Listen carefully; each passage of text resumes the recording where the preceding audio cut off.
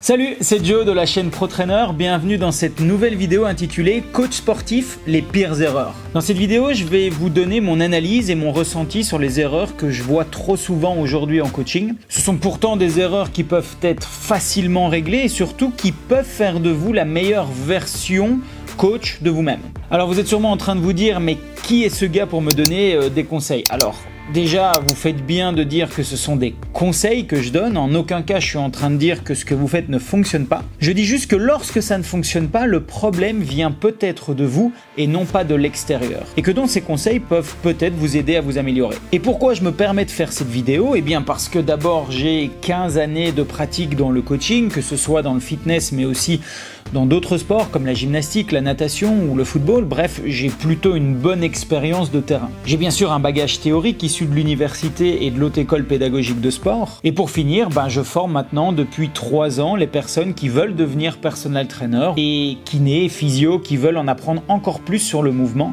et l'individualisation. Je me sens donc plutôt légitime à vous partager des conseils, à vous de les appliquer ou pas, peu importe, pour vous aider à vous améliorer. C'est quand même bien le but de cette chaîne. Allez, passons tout de suite aux 4 erreurs à ne pas faire en tant que coach sportif.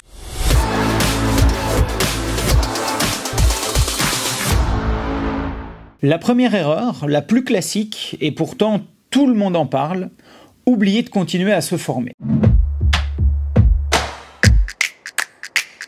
Autrement dit, je reste sur mes acquis et je ne cherche pas plus loin que le bout de mon nez quand je dois coacher. Alors, si vous ne continuez pas à vous former, c'est peut-être que ce que vous avez mis en place jusqu'à maintenant fonctionne plutôt bien et quand on a une recette qui fonctionne, pourquoi la changer? Dans certains cas, ce mode de pensée est tout à fait légitime. C'est un peu comme le chef cuistot qui détient une recette incroyable que tout le monde adore. Il la met à la carte telle qu'elle et c'est pour cette raison même que les gens viennent dans son restaurant. La recette est bonne, donc les gens viennent. Les gens viennent pour cette recette, donc le chef continue à la faire. Mais avec le temps, les gens finissent toujours par se lasser de ce qui ne change pas. D'autant plus dans les secteurs où le changement va très vite. Regardez avec les iPhones, à l'heure où je tourne cette vidéo, l'iPhone 15 sort et du coup, quel est l'intérêt de garder mon iPhone 12? Moi, je veux la meilleure version, donc je vais acheter le 15, celui qui vient de sortir. Et dans les restaurants, c'est la même chose. Petit à petit, le chef cuistot va améliorer sa recette ou alors proposer d'autres plats qui permettent une diversification.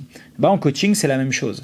Lorsque vous ne continuez pas à vous former, vous ne pouvez pas apporter de nouvelles connaissances à vos clients. Même si la technique que vous utilisez fonctionne bien, vos clients finiront par se lasser parce que le sport est un domaine qui évolue très vite, notamment depuis l'arrivée de la neuro il y a quelques années, et qu'il est donc indispensable pour tous les coachs de comprendre les nouvelles avancées, comment on peut les utiliser sur le terrain pour satisfaire les clients et quelle méthode ou formation me permettrait de répondre le mieux possible à l'objectif de mes clients. Donc quel que soit votre niveau, quel que soit l'objectif de votre clientèle, quelle que soit votre cible, continuez à vous former. Après, attention de ne pas tomber dans le piège de celui qui se forme trop, qui passe son temps à se former et qui n'a plus le temps d'appliquer cette nouvelle connaissance. À force d'être partout, vous êtes nulle part.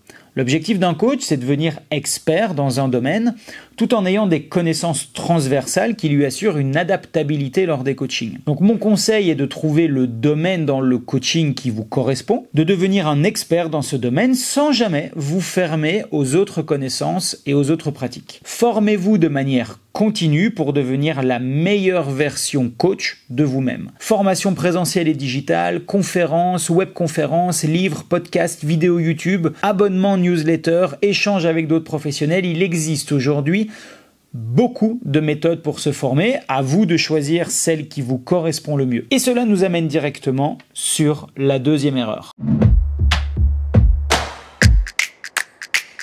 Comme je l'ai dit juste avant, être partout et nulle part à la fois n'est pas la bonne stratégie pour développer votre coaching. Et ce pour 2 raisons précises. La première, c'est l'information avec laquelle vous captez votre nouvelle clientèle. Si vous êtes un peu bon partout et excellent nulle part, attendez-vous à avoir des clients avec des objectifs plutôt flous qui ne savent pas trop ce qu'ils viennent chercher dans le coaching. C'est un peu comme aller faire les magasins sans savoir ce dont vous avez réellement besoin. Vous marchez à travers les rayons, vous regardez, vous envisagez, parfois vous craquez et parfois non. Donc votre message est plutôt j'accueille tout le monde, tout objectif, mais ne vous attendez pas à une expertise de ma part dans un domaine spécifique. La deuxième raison pour laquelle c'est une mauvaise stratégie, c'est que vous n'allez pas pouvoir cibler votre clientèle. Et donc paradoxalement, en voulant toucher tout le monde, vous allez toucher personne. Pourquoi ? Parce qu'une personne qui recherche un personal trainer ou un coach présente un besoin spécifique. Il ou elle va donc rechercher un coach spécifique à son besoin. C'est un peu l'histoire du médecin généraliste et de l'allergologue. J'ai moi-même eu des allergies aux graminées pendant longtemps et le médecin ne me fournissait que des antihistaminiques pour pallier à mes problèmes. Ce n'est qu'en allant voir l'allergologue qui m'a parlé de la désensibilisation que depuis lors, mes problèmes se sont améliorés de 90 ou 90%. J'avais un besoin spécifique, j'ai été chercher un spécialiste. Vous devez être le spécialiste, l'expert que la personne vient chercher pour répondre à son besoin. Votre positionnement doit être clair et précis pour toucher les bonnes personnes avec le bon message. Donc, ne pas arrêter de se former, c'est bien. Mais n'oubliez pas que ces nouvelles connaissances doivent appuyer le tronc commun de votre connaissance, de votre expertise, ce pourquoi les gens payent pour vous avoir. La troisième erreur que je vois très souvent chez les coachs débutants, mais chez les avancés aussi, c'est le fait qu'ils oublient qu'ils coachent un client et qu'ils ne se coachent pas eux-mêmes. Ce que je veux dire, c'est que nous avons tous des préférences de mouvement et des méthodes, et ils nous procurent des bonnes sensations parce qu'en fait, ils correspondent à notre anatomie, à notre physiologie, longueur osseuse, longueur musculaire, typologie de fibres musculaires. Mais ils correspondent aussi à nos réflexes archaïques, à nos préférences naturelles. Et quand on rassemble tous ces éléments, on est capable de plus facilement bouger ou d'utiliser telle ou telle méthode. Mais vos sensations ne sont pas celles de vos clients. Comme je le dis souvent, votre réalité n'est pas celle de vos clients. Il faut donc arriver à s'abstraire de ce que vous aimez et basculer sur les besoins de votre client. Ce qui veut dire que vous devez accepter de répondre à l'objectif recherché en fonction de la réalité de votre client. Je vous donne un exemple concret d'un de mes anciens élèves en formation pro-trainer. Avant de commencer la formation, il savait bien sûr qu'on était tous différents, mais il ne savait pas encore à quel point on l'était et surtout l'impact que ça allait avoir sur les mouvements et les différentes méthodes choisies. Et lui venait plutôt du monde de l'haltérophilie et du crossfit, ce qui signifie un monde de force, un monde qui touche le 1RM, un mode de répétition de mouvements constants pour pouvoir amener des charges de plus en plus lourdes et des mouvements à amplitude relativement grande. Ça, c'était sa réalité. Lorsqu'il est venu se former de manière continue à la formation pro-trainer, il a compris qu'il était complètement dans le faux, notamment avec l'une de ses clientes. Plus les séances avançaient avec cette cliente, plus elle lui faisait comprendre qu'elle ne trouvait plus plaisir à s'entraîner, que les sensations étaient plutôt mauvaises et qu'elle se sentait de plus en plus molle. En réalité, cette cliente présentait un profil complètement à l'opposé de ce coach. Elle venait d'un monde de légèreté, de rebond, de dynamisme par ses fibres rapides, notamment dans les jambes. Nous, on appelle ces profils des aériens en fibres rapides. Et son objectif à elle, c'était de gagner en force pour améliorer sa vitesse sur le semi-marathon. Donc dans un premier temps, cela correspondait bien à la réalité du coach, à savoir gagner en force. Et donc qu'a-t-il fait avec sa cliente ? Il a commencé à utiliser les protocoles classiques de la force et du 1RM sur les muscles qui allaient être sollicités pendant le semi-marathon. Fessiers, quadris, ischio, mollets, et bien sûr tout ce qui vient ceinturer le tronc avec les exercices de gainage. Résultat des courses, pas d'amélioration sur le semi-marathon et de mauvaises sensations qui s'installent au fur et à mesure des entraînements. Mais après le deuxième mois de formation, le coach commence à comprendre que la réalité de sa cliente était à l'opposé de sa propre réalité et qu'il essayait de faire rentrer sa cliente dans son monde. Or, le propre du coach, c'est d'amener son expertise dans le monde de ses clients. Il est donc sorti de son schéma force maximale classique et grâce à la méthode Volodalen qu'on donne dans la formation pro-trainer, il a pu appliquer ce système masse-ressort dans une recherche de force maximale avec tout ce qui va avec et le mindset de sa cliente a complètement changé. Pourquoi ? Parce que les exercices et les méthodes utilisées étaient cohérents avec le besoin, les sensations et l'objectif recherché par sa cliente.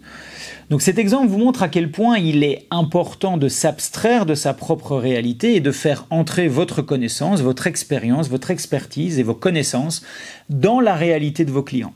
Si vous voulez en savoir un peu plus sur cette réalité, je vous renvoie à cette vidéo qui vous explique ce principe de réalité propre un peu plus en détail. Passons à la quatrième et dernière grande erreur que les coachs font aujourd'hui. Et cette erreur n'est pas 100% de leur faute, je dois l'admettre. Je m'explique. Aujourd'hui, en 2023, le monde va très vite. Tout va très vite. On veut de plus en plus vite, en fournissant de moins en moins. C'est pour ça que vous avez des plateformes comme Netflix qui vous proposent du contenu de plus en plus large, de plus en plus rapidement pour satisfaire les consommateurs, pour pas qu'ils s'ennuient. Et les consommateurs, eux, payent grosso modo 15 € par mois. Je vous rappelle juste que 15 €, c'était le prix de 3 DVD en location au début des années 2000. Alors les problèmes que ça amène, c'est que Netflix propose des films de moins en moins bonne qualité pour en sortir de plus en plus, des scénarios parfois complètement bidons, des séries qui ne sont même pas reconduites parce qu'il n'y aurait pas assez de consommateurs qui regardent cette série, alors que finalement c'était plutôt une série appréciée du public. On est donc face à un engrenage où le consommateur veut de plus en plus. Netflix essaye de satisfaire le plus vite possible avec je ne sais combien de milliers de séries et de films, mais ce même consommateur ne veut pas payer plus, 15 € par mois, pour avoir accès à son divertissement. Ça va toujours trop vite et ça va toujours trop loin. On observe la même chose avec les sorties d'iPhone. La plupart des gens ne connaissent même pas l'entièreté des fonctionnalités de l'iPhone 14 et vont se jeter sur l'iPhone 15. C'est pareil bien sûr avec l'argent. Maintenant, on veut tout de suite gagner beaucoup d'argent en fournissant l'effort le moins grand possible. Et on peut être ou ne pas être d'accord avec ça, c'est selon, mais la société aujourd'hui offre des possibilités, notamment grâce à Internet et les réseaux sociaux, qui permettent de ne plus vendre son temps, mais bien ses compétences. Mais revenons à nos moutons, parce que là, je m'égare un tout petit peu. Tous ces exemples, juste pour vous expliquer que le monde va trop vite et que cela impacte automatiquement les coachs. Peu de coachs aujourd'hui s'inscrivent sur du long terme avec leurs clients. Or, c'est bien connu en marketing, on vend plus souvent à quelqu'un qui nous a déjà acheté qu'à un nouveau client. Autrement dit, c'est plus facile de continuer avec vos clients aujourd'hui que d'aller chercher des nouveaux prospects. Donc, vous devez garder votre clientèle le plus longtemps possible et vous inscrire sur du long terme. Et pour garder votre client ou vos clients, vous devez le comprendre. Et ça renvoie à la troisième erreur que les coachs se coachent eux-mêmes et non pas les clients qu'ils ont en face. Si vous comprenez votre client, vous comprenez ses besoins, ses envies, son mindset, la gestion des émotions, sa gestion du temps, sa manière d'interagir, etc. Et donc vous êtes capable de répondre à ces différents besoins et de le garder sur le long terme. Si vous considérez votre client comme un client de passage, alors l'énergie que vous allez y mettre, elle ne sera pas rentable. Un client devient rentable sur le long terme. Alors, est-ce qu'il faut agir avec tous les clients de la même manière? Bien sûr que non. Ce que je vous conseille, c'est de garder 3 à 4 clients qui correspondent à vos valeurs, avec qui vous arrivez à bien vous comprendre, avec qui les sensations matchent bien, et de les garder sur du long terme. Ça, c'est le noyau dur de la clientèle. Gravite autour de ça des clients que vous allez envisager sur du court terme parce que la situation fait que vous n'avez pas le choix. Situation financière, géographique, relationnelle, sportive. Vous savez pertinemment que ces clients ne pourront pas s'inscrire dans du long terme avec vous parce que là où les situations ne le permettent pas, vous ne pouvez pas les garder. Vous entretiendrez toujours un excellent rapport avec ces personnes, mais elles ne s'inscrivent pas dans du travail à long terme avec vous. Donc oui, le monde va trop vite. Oui, tout s'accélère jour après jour, mais pour autant, vous pouvez inscrire votre coaching dans du long terme. À partir du moment où vous individualisez au mieux les entraînements, il n'y a pas de souci. Et pour individualiser, vous êtes obligé de comprendre à quel point nous sommes différents et les impacts que ces différences peuvent avoir dans le mouvement de manière générale. Voilà, j'espère que cette vidéo vous aura plu. N'hésitez pas à me dire dans les commentaires si vous avez déjà fait ces erreurs, comme moi j'ai pu les faire à l'époque, et si les conseils que je vous ai apportés vous paraissent cohérents et intelligents. De nouveau, ce ne sont que des conseils, en aucun cas un jugement de ma part. N'hésitez pas à vous abonner à la chaîne si ce n'est pas encore fait et activer la cloche des notifications pour ne louper aucune vidéo. Je vous rappelle que tous les dimanches, une nouvelle vidéo vous est livrée sur la chaîne. On en a déjà quelques-unes qui sont prêtes, mais n'hésitez pas à me dire dans les commentaires s'il y a des sujets qui vous intéressent et sur lesquels vous voudriez que je donne mon avis et mon ressenti d'expérience. Je vous dis à très vite dans la prochaine vidéo et d'ici là, prenez soin de vous. Ciao!